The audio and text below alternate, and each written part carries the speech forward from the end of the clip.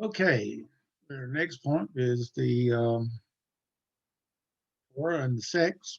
We find that Judaism of this period, which we are dealing with, was a most complex system containing within itself many different parties and groups and sects, and whose names and distinctive beliefs have not always been recorded in history. Yet we find that Josephus states that the Jews had for a great while had three sects of philosophy, a most misleading expression. And so, as we think about that, the Pharisees and the Sadducees and the Essenes, um, to which he adds the party founded by Judas and Zadok, later be given the name the Zealots, according to uh, Josephus. Josephus in Antiquities 18, 1 and 1 through 6, section 9 and verse 23. He says, such were the consequences of this, that the customs of our fathers were altered, and such a change was made as added a mighty weight toward bringing all to destruction. Can you hear me all right?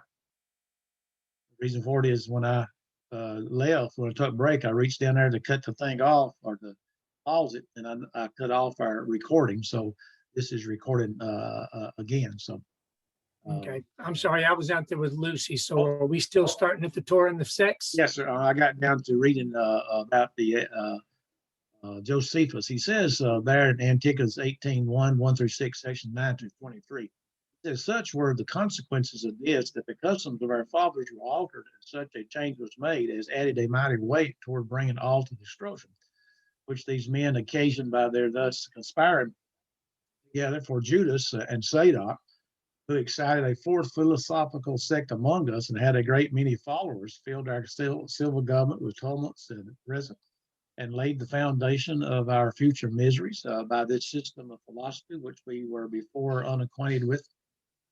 Concerning what I shall discourse a little, and this the rather, he says, because the infection which spread thence among the younger sort, who were zealous for it, brought the public to destruction.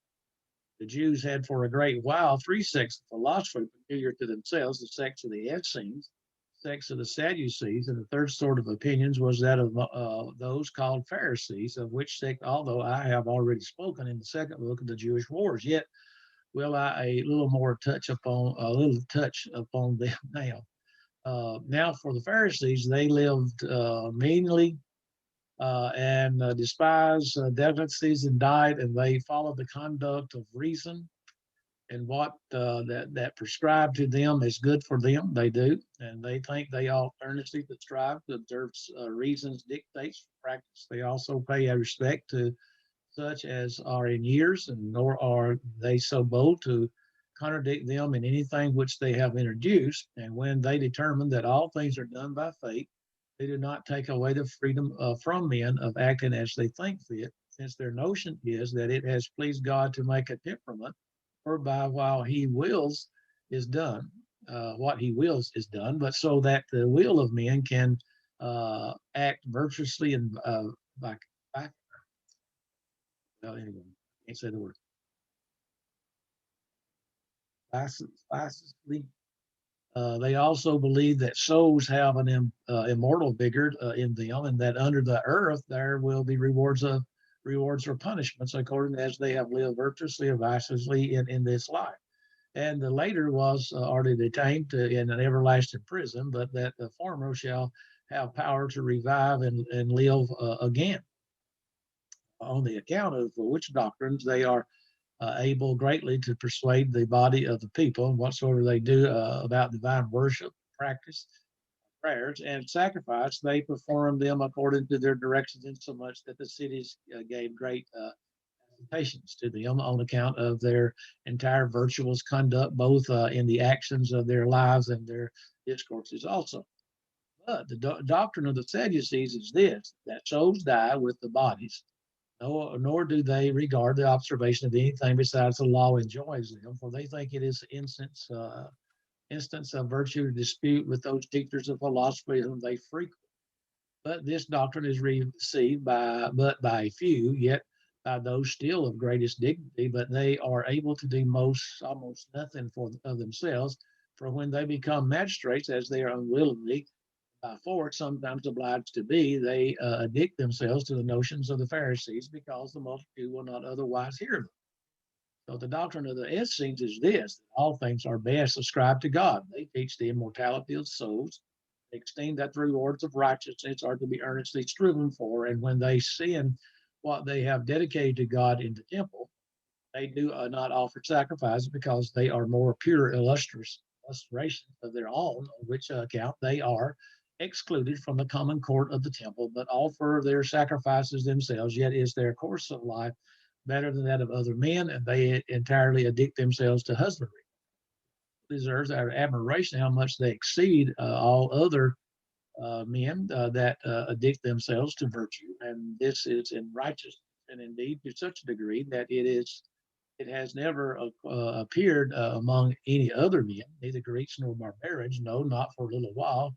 So hath it endured a long while among them. This is demonstrated by that institution of theirs which will not suffer anything to hinder them from having all things in common, so that a rich man enjoys no more of his own wealth than he who has nothing at all. There are about 4,000 men that live in this way, and neither marry wives nor are desirous to keep servants, as thinking the latter tempts men to be unjust, and former gives to handle to domestic quarrels, but as they live by themselves, they minister one to another.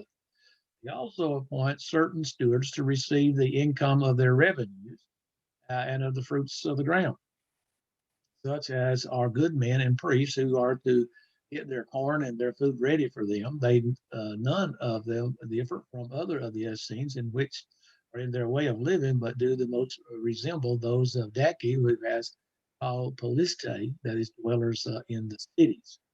But the fourth sect of the Jewish philosophy, Judas the Galilean was the author. These men and all other things were with the Pharisaic notions, but they had an inviolable attachment to liberty, and they say that God is to be their only ruler and Lord. They also do not value dying any kind of death, nor indeed do they heed the deaths of their relations and friends, nor can any such fear make them call any man a Lord. And so those are the way he points out in reference to that of the different sects that the Bible that had during that time.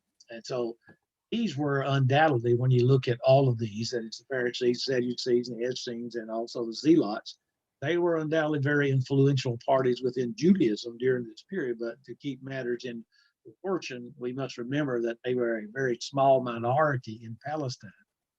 It has been calculated that Pharisees, Sadducees, and Essenes together would number only 30,000 to 35,000 out of a total of 500,000, 600,000 in the time of Jesus. Pharisees would number about 5% of the total population, and the Sadducees and Essenes together about 2%. So we find, that's a calculation, and again, we don't have actual records, but it is interesting. Some of the many groups in Judaism would have closer affinities with these three main sects than with others, but it is an oversimplification of the case to assume that when these sects have been named, the only ones left over were the so-called Amhar Arctis, the people of man. Interesting light has been thrown in the situation by the discovery of the literature of the Koran Covenanters near the shores of the Dead Sea. Attempts have been made to identify this community with one or other of the main sects, and whilst this is quite possible, the Quran sect could quite well represent an influential group within the nation in many respects different from these parties whose names are familiar to it. And in the words of R. H. Pfeiffer, Judaism in the period under consideration was so alive, so progressive, so agitated by controversies that under its spacious roof, the most contrasting views could be held. So all these groups or sects, it would seem, had one thing in common, and they all owed allegiance to the Torah. So it's quite wrong to single out and say that the Pharisees and name them the Torah party, or to ascribe to them willy-nilly writings of their periods, which exalt the law of God. The Torah was the very groundwork of Judaism and the foundation of their nation. So this is not to say, however, that all the parties agree in the significance or on its interpretation. In point of fact, they were generally divergent opinions on this very matter, so that whereas their loyalty to the Torah was a bond union, their conception of it was a constant cause of division among them. And so we see some of that today in reference to our understanding of the New Testament.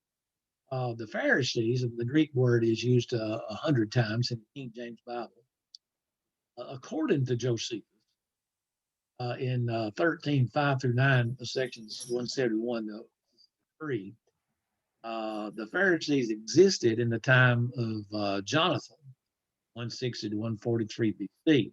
Now, this is what he says there. We're going to read it, and then we're going to come back and read what something else is said in another section of Josephus. It says at this time in Antiquities 13, 5 to 9, sections 171 to 173, says at this time there were three sects among the Jews who had different opinions concerning human actions. One was called the sect of the Pharisees, another the sect of the Sadducees, and the other sect of the Essenes. Now, for the Pharisees, they say some action, but not all, are the work of fate.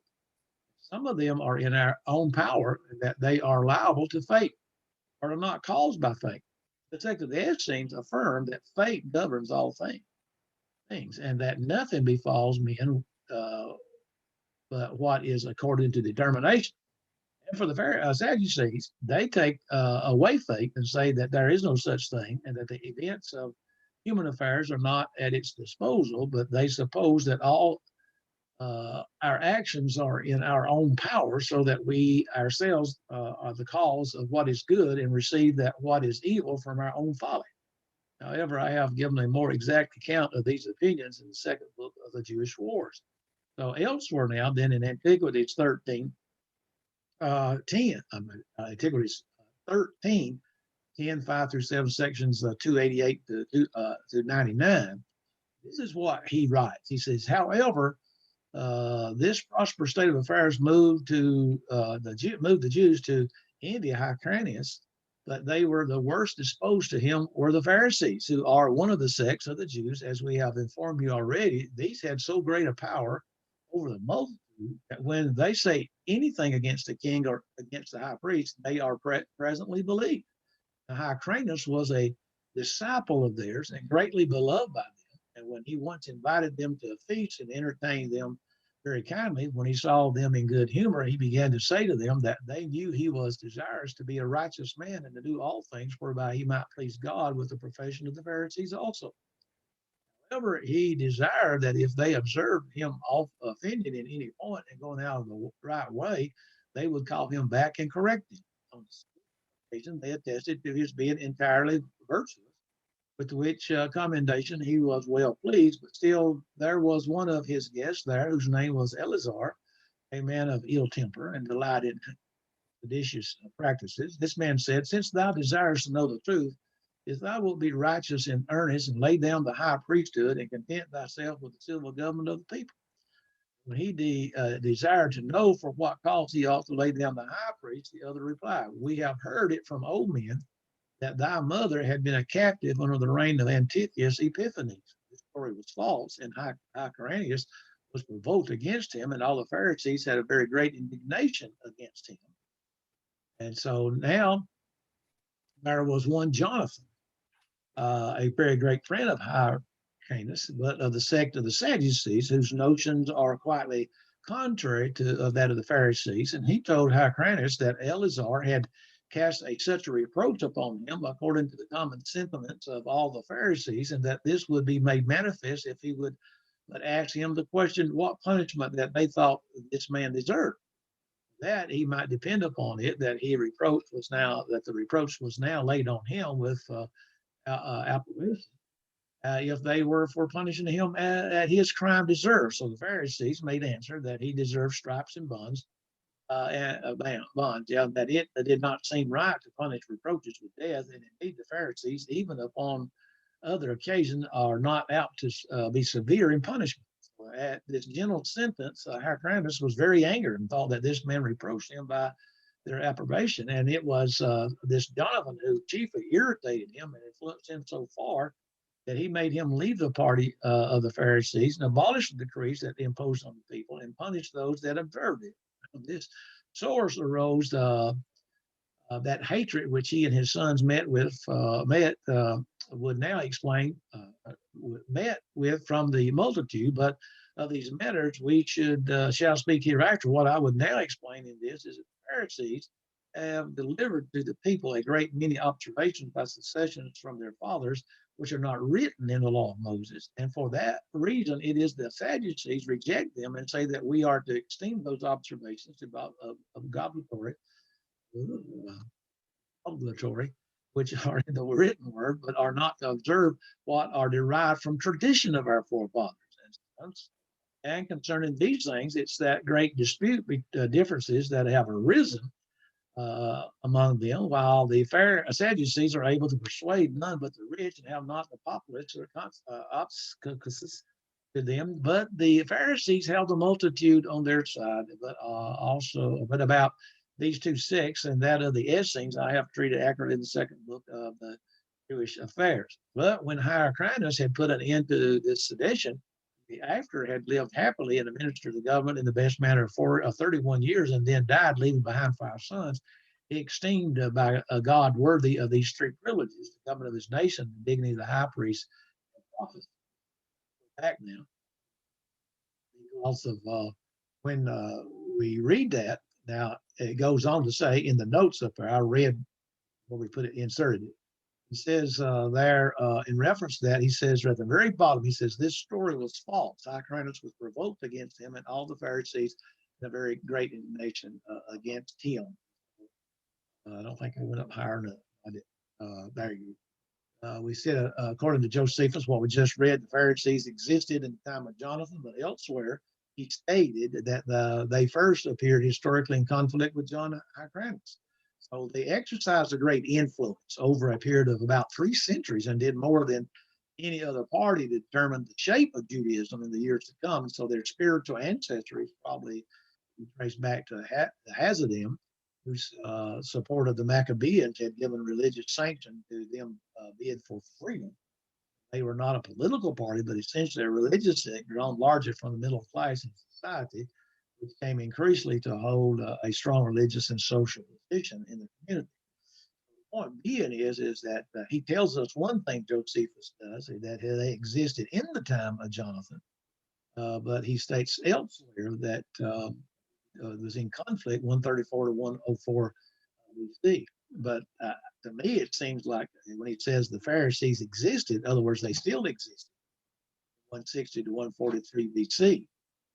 And so I don't see much of a problem. Many people say he contradicts himself. I don't see that problem because it might be according to the translation the English translation that we get. But various explanations have been given of the name Pharisees, such as expounder of scripture in the interest of the oral law, or separate from the unclean things, or the sense of expelled through that of the Sanhedrin. Dr. T.W. Manson holds the word that the word signifies Persian, was applied to them by their opponents, who in this way dubbed them as invocators in theology. But later on, the name was given an edifying etymology and was connected with the Hebrew root meaning to separate, and so came to be understood as separatists. Well, it is certainly true that the Pharisees were staunch supporters of tradition, and to this was no dead thing, undoubtedly in certain of their doctrines, like, for instance, the Messianic kingdom, the life beyond, belief in angels, they were influenced by Persian thought. So, throughout the whole period of this period, however, they stood as a bulwark against the encroachments of Hellenism by showing themselves to be undoubtedly champions of Torah religion, but it was in their interpretation of the Torah that they differed most from their opponents, the Sadducees. In other words, it was a matter of interpretation with them. So the Pharisees maintained that the oral law should be regarded as of equal authority with the written law. We're going to read about that, but whereas the Sadducees upheld the sacred authority in their other written Torah as completely above and apart from the new traditions and observances. And you stop today, again, we have those people who say, well, the Bible is inspired of God, but we still get revelations and things of that sort. So basically, they wanted the oral law also. Josephus says in Antiquities 13:10, section 297, but of these matters which I speak hereafter, what I have would now explain is this, that the Pharisees have delivered to the people a great many observances, I shouldn't be, by secession from their fathers, which are not written in the law of Moses, that's the oral law. And for that reason, it is that the Sadducees reject them and say that we are to extend those observances to be obligatory, which are in the written word. In other words, it seems to me that the Sadducees said, look, let's do what the Bible says or what the Torah says. And the Pharisees said, well, we'll do what the Torah says, but also we believe in the oral law. So, but they did not observe, the Sadducees, what are derived from the traditions of their forefathers. So by teaching and interpreting the Torah, both written and oral, and by applying it to everyday life, they democratize religion, making it personal and operative in the experience of the common people. So their chief instrument in propagating the Torah was the synagogue, which became a most powerful institution wherein Judaism, not only in Jerusalem, also throughout the whole dispersion. Reading of the Torah accompanied by an interpretive translation in the vernacular became a distinct feature of the synagogue service. So in this, the scribes, many of whom were members of the Pharisaic party, would have an important role to play. The Gospels give them indication of the position which the synagogues had come to hold as strongholds of the Torah religion, even before, as we would think about that at the time of Jesus. And so there's a misspelled word. So it is clear from the records that Phariseeism was at heart a legalistic character, and legalism can easily learn to formalism, and formalism to externalism and unreality and defects reveal themselves in course of time in at least some phrases of Phariseeism. Out of this, the Pharisees created a spirit of true piety, devotion, which deeply affected the lives of the people and developed a religious individualism, gave a new reverence to that of the Torah of God. Now, the Sadducees, and that word is used 14 times in the Bible. If the Pharisees as a whole belonged to the middle class, the Sadducees were represented by the wealthy aristocracy, and particularly by the powerful priesthood in Jerusalem. So probably most of the Pharisees were priests, but they're not to be identified with the whole body of priesthood. They number in their ranks rich merchants, government officials, and others. And in origin, therefore, they were not a religious party, although that is what they tended to become. Rather, they were a body of people sharing a common social standing and loosely bound together by a common determination to maintain the existing regime. Dr. T.W. Manson claims that the name originated in the Greek word, which in Athenian history signifies those who defend the existing laws. In other words, they don't speak about what the law says. Moreover, they adopted in religious matters a position of a distinctly conservative kind. The high priest and his circle were members of the Sadducean party up to nearly 70 AD. And so, although some years before that, the Pharisees and latterly the Zealots had gained control of the temple, and so their influence had been determined by their position in the state. And when that was lost, their influence ceased with it. Color something right quick. And so, like the Pharisees, they believed in the supremacy of that of the Torah. And that was, the first 5 books. But unlike them, they refused to acknowledge the binding authority of oral law. So they had, it is true, traditions and usage of their own, both ritual and legal. But as these did not trace their origin back to Moses, they were not regarded as being on the level with the Torah. Moreover, they believed that it was mainly in the temple that the words of the Torah could be obeyed, and that the ordinances provided by the priest on their own authority were sufficient guide for the people in their fulfillment of it. So, in effect, whilst upholding the authority of the written Torah over against that of the oral traditions, the Sadducees regarded it as little more than a relic of the past. And if to the Pharisees, Torah was the center of their faith, to the Sadducees, it was a circumference within which could be entertained beliefs and practice far into that of Judaism. So, hence their ability to take into their system many Hellenistic influences which were hateful to their fellow Jews. Then comes along again the Essenes, and the name Essene probably is derived from an Aramaic word meaning holy or pious, and corresponds to the word Hesed. Relative little is known about the Essenes, but the Roman historian Pliny, in that book you get his writings today, tells of a people of this name, and formerly a closely knit community of ascetic type who lived near the western shore of the Dead Sea. Now, Josephus and Philo give additional information that there were about 4,000 Essenes who, for the most part, lived in villages, although certain of them lived in the cities. Latter, those who lived in the city were no doubt regarded by their brethren as associate members of the community, who lived in the wilderness under the strictest discipline. So the name Essene probably covers a number of groups whose beliefs and practice, though perhaps not identical, were yet similar. The significance of our purpose is to the recorded fact that this sect spent much time in the study and interpretation of the Torah and other sacred books of which they took the greatest possible care. Now, Josephus tells us of their intensive study of the scriptures and indicates that certain of their number were able to foretell the future by their reading of the sacred books. Philo refers to their method of group study, stating that one member of the group would read a passage aloud to the others, and a more experienced brother would then explain the meaning of it. So it's obvious that the written Torah and its study formed the basis of their communal life and was the inspiration of their movement. In their religious outlook, they had much in common with the Pharisees, but in some respects, at least, they appear to be more stricter than they in their interpretation of the Torah, and that seems. Pharisees were very legalistic, and so these people here seem, like you said, more stricter than the Pharisees. And you have the Zealots.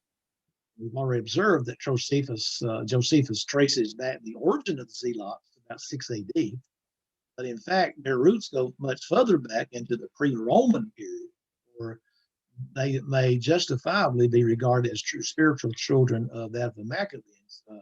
Dr. R.H. Pfeiffer puts the position in these words. He says, as the Pharisees are the heirs of Hasidim, so the Zealots are the heirs of Maccabees. And so they are described by Josephus as brigands, robbers, and the like, but they might equally be described as patriots, according to the point of view of the writer. And Josephus was more than a little biased. It is wrong, however, to regard them simply as a radical political group within the state stirred up trouble with the Romans. They attracted to themselves the many of the riffraff of their day gangster tendencies. But they were essentially a company of Jewish patriots motivated by deep religious convictions. And it is of interest to note that Josephus describes the successive leaders of the Zealot movement by the word Sophists, which may well indicate that within the party there was a planned program of teaching going beyond the merely political Josephus. So indeed, we know that their opposition to Rome was rooted in their zeal for the Torah. And it was this zeal and not simply love of country that engendered their patriotism and fanaticism, which came to be feared by the friend as well as by the foe. Now, Josephus tells us, and I'm going to drop down and read. He says there in Antiquities 18:1 and 6, section 23:6, he says, but of the fourth sect of Jewish philosophy, Judas the Galilean was the author. These men agree in all other things with the Pharisees' notions, but they have an inviolable attachment to liberty and say that God is to be their only ruler and Lord. They also do not value dying and any kind of death, nor indeed do they heed the deaths of their relatives and friends, nor any such fear made them call any man Lord. Now, we read that before. And then he says, and since this immovable resolution of theirs is well known to a great many, I shall speak to no further about the matter, nor am I afraid that anything I have said of them should be disbelieved. Rather fear that what I have said is beneath the resolution they show when they undergo pain. It was in GSOP's time that the nation began to grow mad with this temper, who was our procurator, and who occasioned the Jews to go wild with it by the abuse of his authority and to make them revolt from the Romans. And these are the sects of the Jewish philosophy. Well, that's what Josephus said in reference to that they had an inviolable attachment to liberties. They refused to call any man Lord or pay tribute to any king. Well, God was their only ruler and Lord, so they despised pain and made light of dying and even the suffering of the relatives, and the friends would not move them from their purpose. Behind all this laid their passionate devotion to the Torah, which they were willing not only to fight, but when the all came, even to lay down their lives. My thought comes to mind in reference to that they refused to call any man Lord or to pay tribute to any king. You remember they asked Jesus, "Are we supposed to pay to Caesar or not?" Remember what Jesus told them to do is get a coin and go pay for his tribute and also Jesus's tribute. And so that would not sit very well with the zealots. But notice within that of the group of disciples, there was a zealot. Their Simon was a zealot, a Canaanite. Then we have the coveters of Quran. We've mentioned them already been made of the Hasidim, who in the time of John Hyrcanus, 134 and 104 BC, they appeared as the party of the Pharisees. We've already said that before. If we were to say we're going to study the Pharisees, well, to study the Pharisees, you have to study the Essenes and the coveters of Quran, because they think they are parties or part of them, a different sect. There seems reason to believe that during the course of the 2nd century BC, that a group of people in the true Hasidic tradition elected to withdraw to the wilderness of Judea under the leadership of one whom they called the teacher of righteousness, who formed his followers into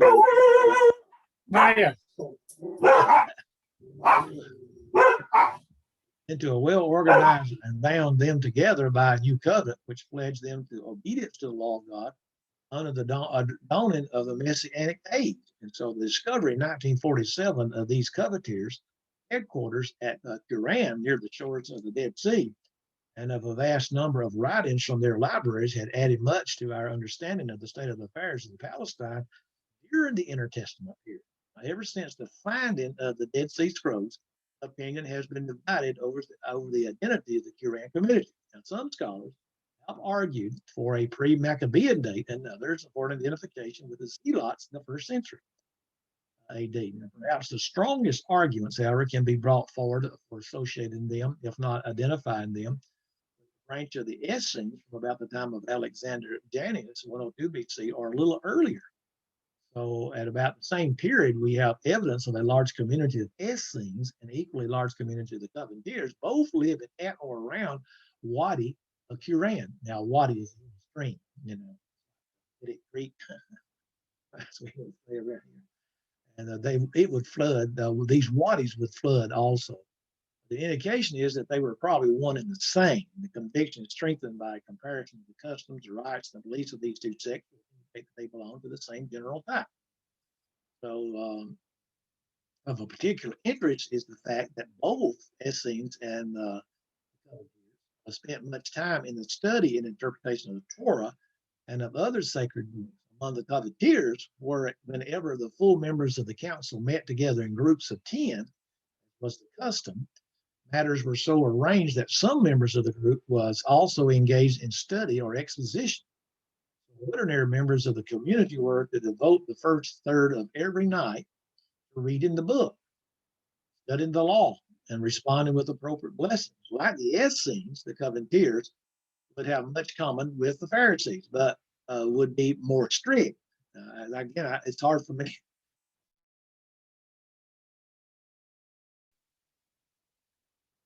And as sometimes that I tell the story about the preacher at Hughes, Arkansas, I could come back and start exactly where I was, but would be more strict than they. Uh, but the preacher there in Arkansas, Brother Hogan, sons were cutting up, so he was. I don't know what he was quoting, but I usually John 3:16, for God so loved the world. He walked out and he said, "White boys outside." And when they got outside, he gave them a few licks with a belt, I guess. Came back in where he said, "For God so loved the world." He began there. God so loved the world. He said that going out when he that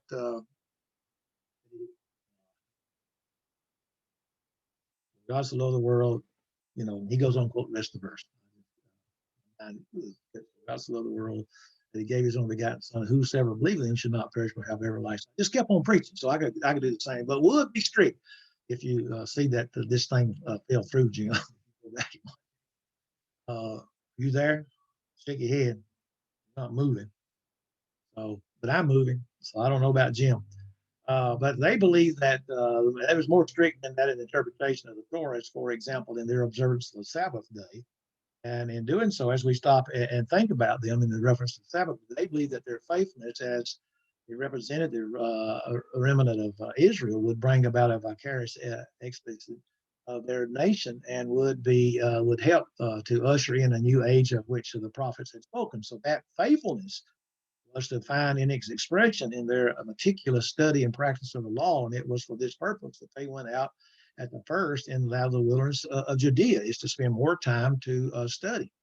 Now, the leader of this community, the chief teacher of righteousness, taught his followers a new interpretation of the scriptures, which made clear to them the part that they had to play in significance were the writings of the prophets, who it was believed wrote not simply of their own day, but of the time of the end.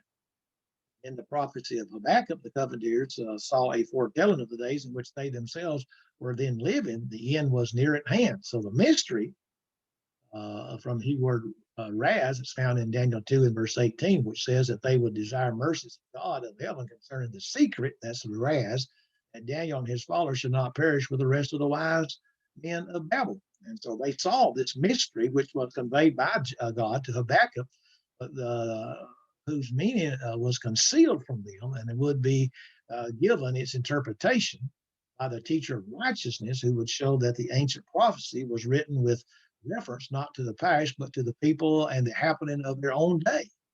Now, Dr. F. Bruce has shown that this same method of interpretation is in many respects similar to that adopted by the early Christians, and that a number of passages in the New Testament can be translated into the Persian idiom, in which the interpretation of prophecy is given in terms of the writer's own day or in the terms of the end of the age. If I'm not mistaken, Dr. F. Bruce is a premillennialist, so he would also be premillennial in reference to what he just said. Among the writings found at Qumran is one called The War of the Sons of Light Against the Sons of Darkness. Where plans are described for the execution of a holy war, which would usher in the time of the end. And it seems certain that at the time of the war with Rome, 66 AD, in the spirit of this book, Covenanters showed ready sympathy with the Zealots, as a result of which their center at Qumran was destroyed, as archaeological evidence indicates, in the year 68 AD. And if, as seems likely, they are to be identified with a branch of the Essenes, this would explain the report that Josephus, that at the time many of the Essenes were cruelly tortured. And so the sect of the Judaism differed from one another in many aspects, but Sadducees apart, they were bound together by one thing, and as by noted else in their fight against the common foe, not devotion to the party or even to the fatherland, but to the sacred Torah and the holy covenant of the Lord their God. Okay, so that gets us in reference to them. But then notice, if you'll notice on the notes there, I hope you, the war scroll found in Qumran Cave 1, the War of the Sons of Light Against the Sons of Darkness, also known as the War Rule, the Rule of War, and the War Scroll is a manual for military organizations and strategy that was discovered among the Dead Sea Scrolls. The manuscript was among the scrolls found in Qumran Cave 1, and they are acquired by the Hebrew University of Jerusalem and first published posthumously by Elazar Sikonik, 1955. And the document is made up of various scrolls and fragments of one of the numbers of them, 1QM and 4Q491 to 497. It is possible that the War of the Messiah is the conclusion to the document. 4Q491947 fragments were published by Marci Abalit in Discoveries in the Judean Desert 7 and comprised a shorter recension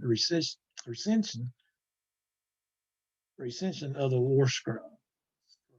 Then there's another picture in the notes, beautiful picture really, shrine of the book. It's a wing of the Israel Museum of Jerusalem is built to symbolize the scroll. The shrine is built as a white dome symbolizing the sons of light and a black basement wall symbolizing the sons of darkness. And so they have that in Jerusalem. I thought that was interesting when I was looking up some things for archaeology. But then it brings us to the sacred writings. Now, Solomon, in Ecclesiastes 12:12 says, of making many books, there is no end. He says, and much study is awareness of the flesh. Now, the King James says, and further by these, Ecclesiastes 12:12, and further by these, my son, be admonished, and of making many books, there is no end, and much study is awareness of. So these words, no doubt, have a timeless quality. Yeah, I'm back. All right. I'm going to do like I said earlier. I'm going to start exactly where I left off. We had some problem with our internet. So, if we go off again, then we go off. But anyway, these writings do not come within our immediate purview, but the quotation helps to remind us that when within Palestine itself, that is Ecclesiastes 12:12, for the first quarter of the second century BC, right on into the first century AD, there were also many Jewish writings of diverse kind, which had a lasting influence, if not on Judaism itself, but then on Christianity, which claimed to be the new Israel of God. And so it's been has been the common practice to classify the literature of the Jews of this period as canonical or apocryphal or pseudegraphical, but G.F. Moore has indicated such a classification was quite unknown to the Jews of that time, and indeed most misleading. A better classification that he suggests would be that they were canonical and normative and extraneous or outside books. Canonical, it meant that the body of the Holy Scripture acknowledges authoritative. By normative, it meant that the literature, or more correctly, the oral tradition, which ultimately found expression in literature of the rabbinical Judaism, and by extraneous, it meant these non-canonical writings to which the rabbis gave the name the outside books. We always call them, as I said, the Intertestament. Moore doesn't like, that's what we've always called them, the Intertestament period. And but we're going to talk about the Holy Scriptures, the Hebrew canon. And I'm going to tell you, Jim, if we go off again, I'm going to just stop, because we're nearly to the end anyway. We don't have about 13 minutes. If something happens, I'm just going to go ahead and stop, because we got problems over here with the internet.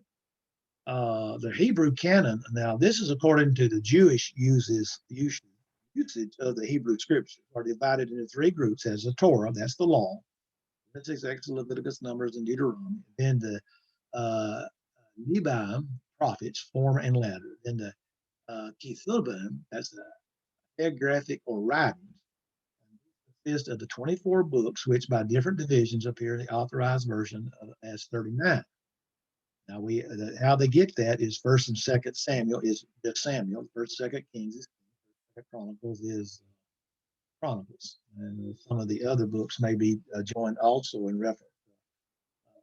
So that gets rid of a number of books. In other words, how many books in the Old Testament? 39. So that helps to understand how they consist of 24. Those books which were regarded as inspired and sacred, were carried canonical authority, were said by the Jews to make the hands unclean, a phrase whose origin is lost in obscurity, but whose use was probably meant to prevent careless and irreverent handling of sacred books, particularly by the prophets, by the priests. Sorry. Not all the books of Holy Scripture were regarded as equal authority, nor anywhere three sections into which it was divided. They stood on three terraces as it were the highest place representing the Torah, the next the prophets, and the last the writings. So, and from the time of Israel onward, Judaism, which gradually developed, attached the greatest possible importance to the revelation of the Torah given by God to Moses at Sinai, and regarded the subsequent history as of far less importance. According, it was given a place apart as the supreme scriptural authority within the Jewish church. So it seems likely that by 400, 300 BC, the Torah, Pentateuch, as we now have it, was completed, but it is more difficult to ascertain at what point it was regarded as having gained canonical authority. Now, the kernel of the idea is perhaps to be found as far back as 1 BC, the reading of Josiah's law book. Probably substantially our Deuteronomy made such an impression on people. And again, in 397 BC, when Ezra's law book was read with similar effect, no doubt by 350 or 300 BC, the Pentateuch as a unit was reversed by the people. Now, again, remember, this is during the Dark Ages, of the 400 years Dark Ages, as we call it, the intertestamental period.